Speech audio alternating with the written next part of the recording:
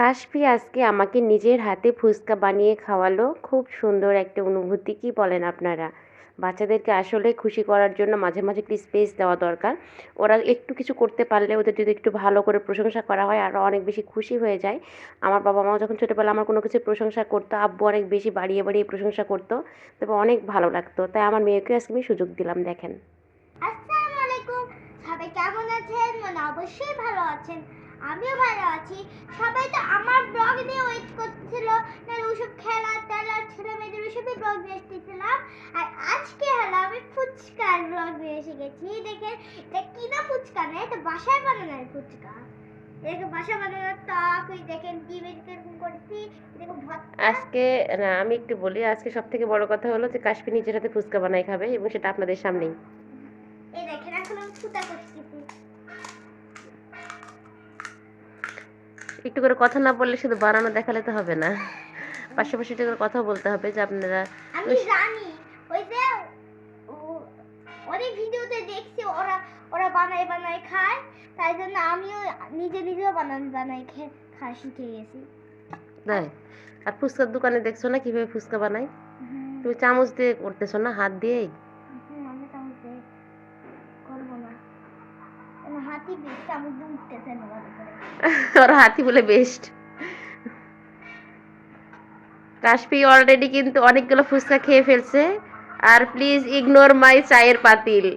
পাতিলটা আসলে ফেটে গেছে, ভালো করে পরিষ্কার করা যায় না, তো আমি এই পাতিলটা জরুরি মুহূর্তে ব্যবহার করি।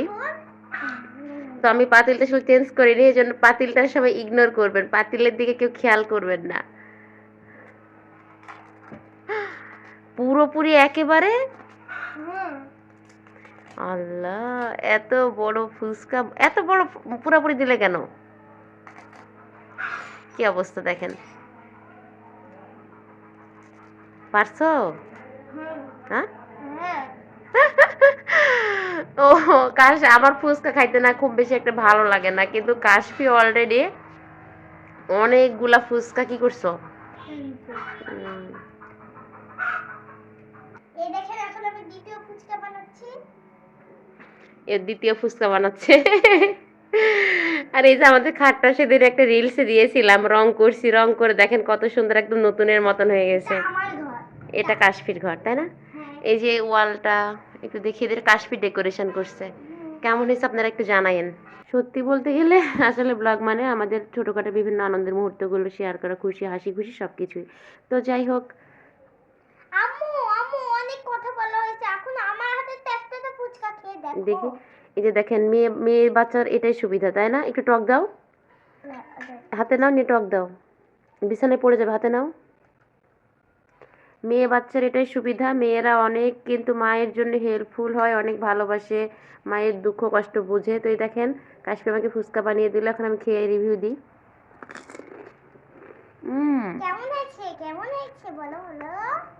অনেক মজা হয়েছে, ভর্তা অনেক কম করে দিছে কাশফি। আমার তো হাতে আসতেছেই না, মানে ও বেশি ঝাল খেতে পারে না, কত কম করে ভর্তা দিছে। এখন তো অনেক ভর্তা আছে। অনেক মজা হয়েছে, অনেক মজা হয়েছে। সবাই ভালো থাকবেন, আমাদের জন্য একটু দোয়া করেন, তাই না? কাশফি যেন বেশি বেশি কাজ শিখতে পারে, আমার যেন রান্না বান্না করা না লাগে। সবাই ভালো থাকেন, সুস্থ থাকেন। আর আমাদের ব্লগটা ভালো লাগলে লাইক কমেন্ট শেয়ার